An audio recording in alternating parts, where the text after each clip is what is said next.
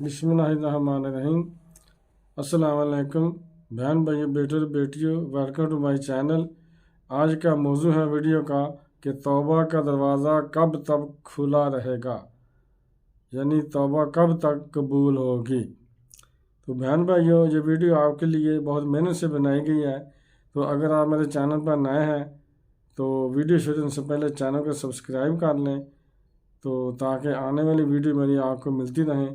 تو چلیں دیکھتے ہیں اس ویڈیو میں کہ توبہ کا دروازہ کب تک کھلا رہے گا۔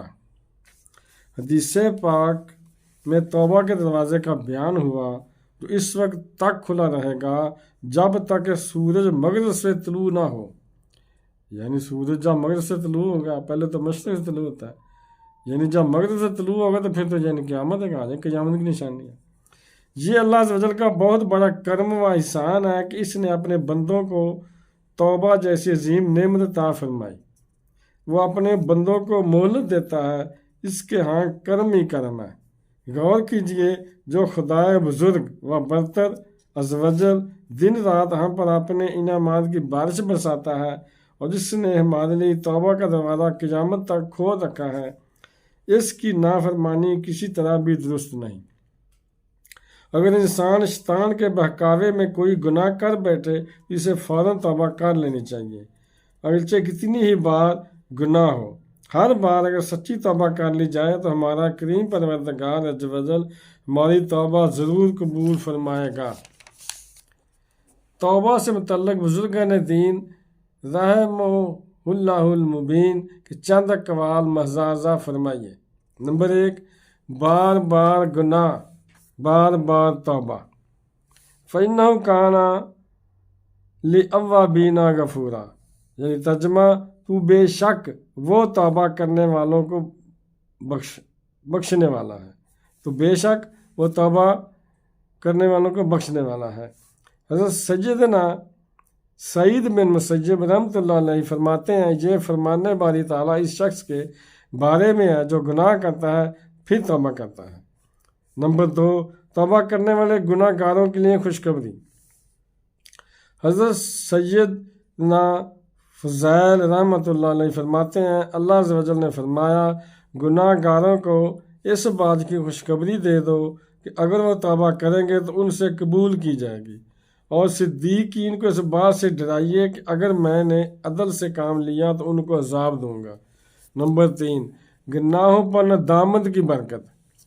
حضرت سیدنا عبداللہ بن عمر رضی اللہ عنہما فرماتے ہیں، جو شخص اپنے گناہ کو یاد کرے اور اپنے دل کو اس گناہ سے پاک کر لے تو نامہ مال سے بھی وہ گناہ مٹ جاتا ہے۔ نمبر 4، شیطان افسوس کرے گا۔ بعض بزرگ فرماتے ہیں کہ بندہ گناہ کر کے اس پر مسلسل نادم رہتا ہے حتیٰ کہ جنت میں داخل ہو جاتا ہے۔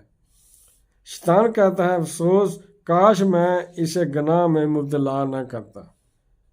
نمبر 5، میں اسی سے ڈرتا تھا۔ حضرت سیدنا عروہ بن عامر رحمۃ اللہ تعالیٰ علیہ فرماتے ہیں، قیامت کے دن آدمی کے گناہ اس کے سامنے پیش کیے جائیں گے۔ ایک گناہ سامنے آئے گا تو وہ کہے گا، میں اسی سے ڈرتا تھا، بس اسی بات پر اسے بخش دیا جائے گا۔ نمبر 6، پلک جھپکنے سے پہلے توبہ قبول۔ حضرت سیدنا عبداللہ بن سلام رضی اللہ عنہ نے فرمایا، میں تم سے جو بات بھی بیان کروں گا وہ کسی بھیجے ہوئے نبی یا تاریخ کتاب سے بیان کروں گا۔ بے شک بندہ جب گناہ کا مرتکب ہوتا ہے پھر پلک جھپکنے کے برابر بھی نادم ہو تو پلک جھپکنے سے بھی جلدی وہ گناہ زائل ہو جاتا ہے، یعنی ختم ہو جاتا ہے۔ نمبر 7، توبہ کرنے والوں کے دل نرم ہوتے ہیں۔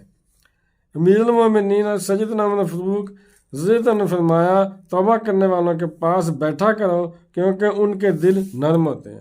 نمبر 8، صبح شام توبہ۔ حضرت سیدنا طلق بن حبیب اللہ رحمہ اللہ المجیب فرماتے ہیں، اللہ عز و جل کے حقوق اتنے ہیں کہ بندہ انہیں ادا نہیں کر سکتا، لیکن صبح شام توبہ کیا کرو۔ توبہ سے محرومی۔ ایک بزرگ رحمۃ اللہ علیہ فرماتے ہیں، مجھے مغفرت سے محرومی کا اتنا خوف نہیں جتنا توبہ کی محرومی سے ڈرتا ہوں، کیونکہ مغفرت تو توبہ کے لوازمات اور اس کے پیچھے آنے والی ہے۔ نمبر 10، 20 سال بعد توبہ، 20 سال بعد توبہ۔ منقول ہے کہ بنی اسرائیل کے ایک نوجوان نے 20 سال تک اللہ عز و جل کی عبادت کی، پھر اتنا ہی عرصہ نافرمانی میں مبتلا رہا۔ ایک دن آئینے میں داڑھی کے سفید بال دیکھ کر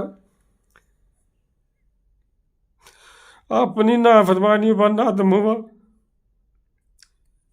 اور بعد کا خداوندی میں عرض گزار ہوا، یا اللہ عز و جل، میں نے 20 سال تک تیری عبادت کی، پھر 20 سال تیری نافرمانی کی،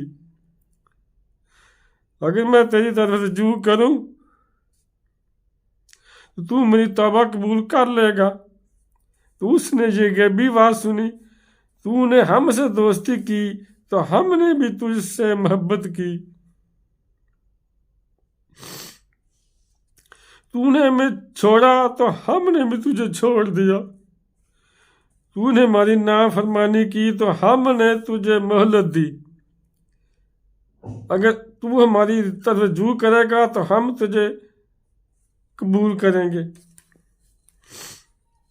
تو بہن اور بھائیوں، اگر آپ کو میری ویڈیو پسند آئی ہے تو ابھی تک آپ نے چینل کو سبسکرائب نہیں کیا تو لازمی سبسکرائب کر لیں۔ تو ملتے ہیں انشاءاللہ اگلی ویڈیو میں۔ السلام علیکم، خدا حافظ۔